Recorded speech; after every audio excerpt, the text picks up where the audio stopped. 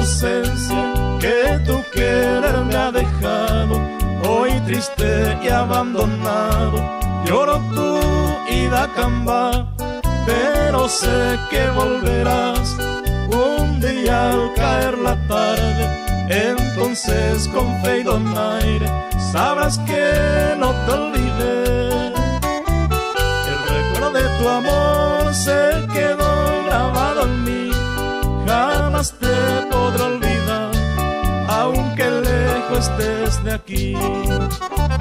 Hoy suspiro al evocar lo que fuera nuestro ayer, pero ¿qué vamos a hacer si el destino quiso así?